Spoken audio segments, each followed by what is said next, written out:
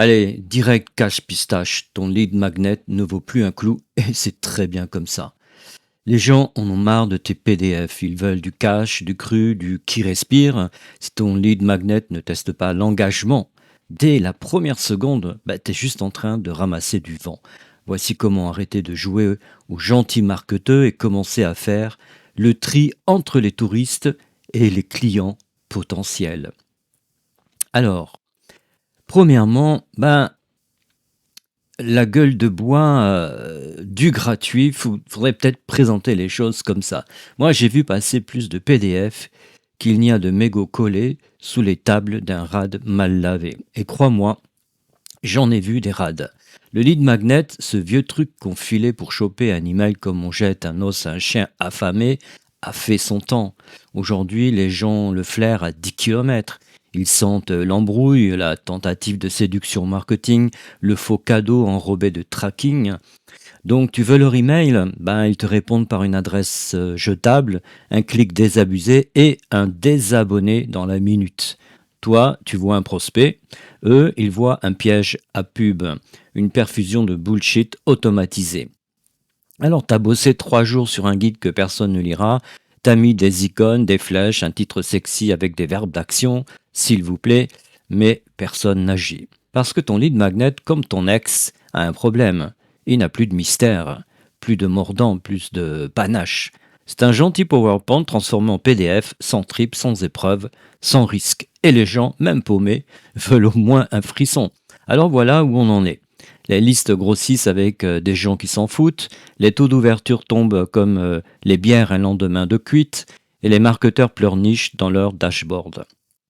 Et si c'était une bonne nouvelle finalement? Si on arrêtait de courir après des adresses e-mail comme des mendiants numériques? Et si on recommençait à mériter l'attention, à tester les gens au lieu de les supplier, à créer une putain d'expérience qui leur donne envie de rester? C'est ça qu'on va voir, pas une méthode, pas une checklist, un changement de posture, une ligne de rupture. Alors prépare ton whisky, on passe à autre chose. Donc premièrement, le cirque, il est terminé. Les PDF ne font plus bander personne. On pourrait se poser la question, alors qu'est-ce que c'est qu'un bon lead magnet? C'est la question qu'on se pose encore quand, on demanderait qu'est-ce qu'un bon vin. Voilà la réponse honnête, celui que tu n'oublies pas.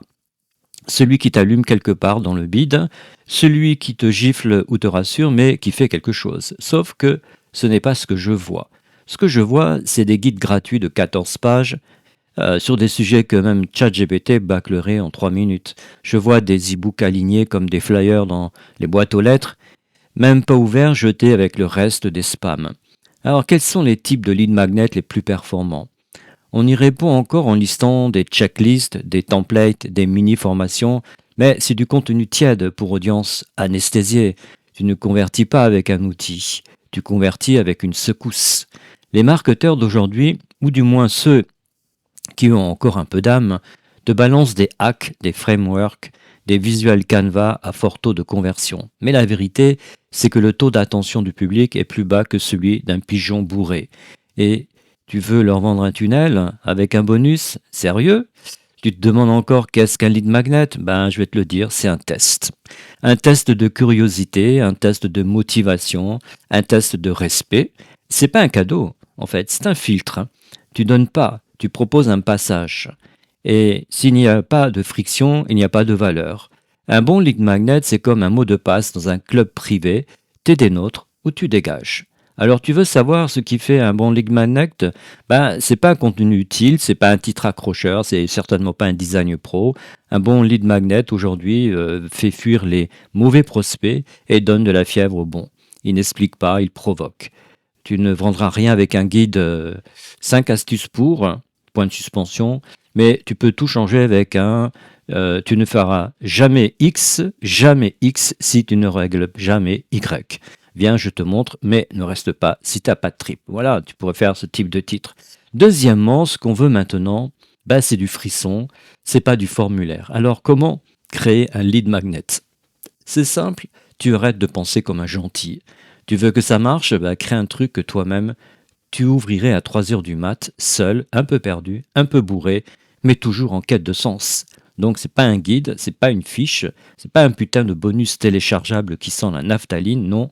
Ce qu'on veut maintenant, c'est un déclencheur. Un truc qui te colle une question dans le crâne, qui te fait dire putain, c'est vrai ça. Tu veux créer un lead magnet qui attire encore en 2025? Ben, fais pas un document, fais un battement de cœur, une expérience minuscule, même mémorable. Un exemple brut, tu peux poser une seule question à ton prospect. Qu'est-ce que tu vas rater cette année si tu continues comme ça? Et derrière, tu balances une vidéo de 90 secondes tournée à l'iPhone, sans script, avec un plan, pas un tunnel, hein, pas un funnel, un putain de tremplin. Et si tu demandes encore comment choisir le bon lead magnet pour mon entreprise, ben, demande-toi plutôt qui t'a envie de repousser, qui t'a envie d'aimanter et quel genre de choc va les réveiller.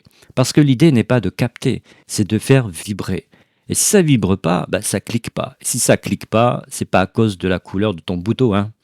Les gens n'ont plus besoin de PDF, ils ont besoin de pertinence, d'immédiateté, de friction choisie. Ils veulent que tu parles de leur nuit blanche, de leurs rêves abandonnés, de leurs projets qui stagnent. Ils veulent que tu sois l'électrochoc, pas le conseiller en mobilier de bureau. Alors crée moins, vise beaucoup plus juste et ne cherche pas à plaire, cherche à réveiller. Troisièmement, je dirais ça comme ça, teste-les, ces prospects, ou laisse-les crever dehors. Tu veux savoir comment mesurer le succès d'un lead magnet?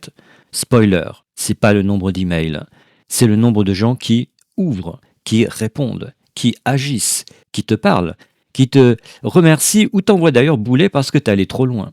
Tout le reste, c'est de la gonflette, de la vanité marketing en costard Zara, des dashboards bien propres qui ne veulent rien dire parce que ta liste, elle est morte-née. Tu mesures un bon lead magnet comme tu mesurerais un bon bar. Combien reste jusqu'à la fermeture? Combien t'en redemandent sans que tu les relances? Et pendant qu'on y est, voici quelques pièges à éviter. Premier piège, le contenu tiède. Une astuce, une checklist, un mini-guide, tout ça, ça ne déclenche pas une action véritable. Tu ne peux pas en déclencher une avec du tiède, tu déclenches plutôt une sieste. Deuxième piège, le formulaire façon interrogatoire de police. 8 champs à remplir comme si t'embauchais un stagiaire. Tu veux savoir leur numéro de ciré aussi? Tu veux leur groupe sanguin? Réduis, simplifie, va droit au but. Troisième piège, le faux cadeau, le vrai chantage. Je t'offre ce truc, mais seulement si tu me donnes ta vie privée. Les gens ne sont pas idiots quand même, ils sentent l'odeur de l'entonnoir commercial à des kilomètres. Et ils te mettront une fausse adresse pour le plaisir de t'arnaquer en retour. Donc ce qu'il faut faire, c'est, j'insiste, les tester. Vraiment. Un lead magnet n'est pas un attrape-mouche, c'est un rite de passage. Donc c'est plus du tout un cadeau en tant que tel et comme on l'a dit pendant des décennies, en tout cas pendant des années. C'est un mur à franchir, c'est une flamme à traverser. Tu veux savoir qui est prêt à bosser avec toi? Fais-leur faire quelque chose. Pose-leur une question difficile, demande-leur un choix, un engagement, un retour. Et s'ils décrochent, tant mieux, t'as filtré. Tu ne vends pas des t-shirts, tu vends du changement. Et le changement, ça commence pas avec un PDF à lire plus tard. Dis-moi ce que tu as fait avec ce que je t'ai envoyé, sinon, t'as rien à faire ici, pourrais-tu leur dire. Donc, mesure ce qui compte. Combien ont cliqué? Combien ont répondu à un message de suivi? Combien ont réservé un appel? Combien ont envoyé un message non sollicité pour te dire, par exemple, merci? C'est ça les vrais chiffres, les vrais signaux. Le reste, c'est des cliquements sur des mails fantômes. Quatrièmement, quels sont les formats qui marchent, qui cognent et que tu peux voler? On te l'a dit, répété, enrobé dans tous les styles de newsletter. Ton lead magnet ne doit plus informer, il doit réveiller. Tu veux des idées, des vrais, pas des lubies de consultant en PowerPoint? Tiens, serre-toi, je vais t'en donner quelques-uns, mais attention, ça pique. Il y a le quiz à révélation brutale, qu'on pourrait intituler, tu pourrais mettre ce titre, Découvre ce que tu fais de travers et ce que ça t'a déjà coûté. C'est pas un quiz Disney avec des couleurs de chakra, un quiz qui fout le nez du lecteur dans sa propre inertie. C'est 3 à 5 questions max, pas pour le divertir, pour trier. À la fin, un verdict qui coupe le souffle ou donne envie de tout cramer. Taux de conversion, on s'en fout. Taux d'introspection, 100%. Le deuxième exemple, c'est le challenge express sans filet. 3 jours, une action par jour, tu fais ou tu fuis. Pas de replay, pas d'excuses. Tu veux du monde engagé? Propose-leur une micro-transformation. Jour 1, tu poses le vrai problème. Jour 2, tu leur fais faire un pas. Jour 3, tu leur balances la vérité. Ceux qui tiennent jusqu'au bout sont prêts à acheter, les autres, next. Troisième exemple, le contenu à débloquer façon porte secrète. Tu veux la suite, tu dois demander. Tu montres 20%, tu caches 80%. Et pour avoir le reste, il faut taper à la porte. Littéralement, envoie-moi le mot code noir en DM. Tu veux tester l'envie? Observe combien osent vraiment cliquer. Tu veux créer du lien? Réponds à chaque demande, à la main. Oui, à la main, parce que c'est là que commence la tribu. Quatrième exemple, le manifeste provocateur. Voici ce que je crois. Si tu n'es pas d'accord, t'es pas mon client. Tu n'as rien à vendre? Parfait. Vends ta vision, le ton tranchant. Offre un PDF de 2 pages. Oui, 2 pages, pas plus. Mais ça doit vraiment, vraiment impressionner. Et à la fin, tu veux bosser avec un gars qui pense comme ça, ben donne ton email, sinon salut, tu pourrais dire. Cinquième exemple, l'email unique, l'anti-séquence. Pas d'autorépondeur, pas de tunnel, un seul mail, mais tu vas t'en souvenir. Tu crées en fait une landing page avec un formulaire, une seule promesse, une seule balle dans le chargeur. Le mail contient une révélation, un gros mot, une claque, en fait quelque chose qui est surprenant que personne n'a dit.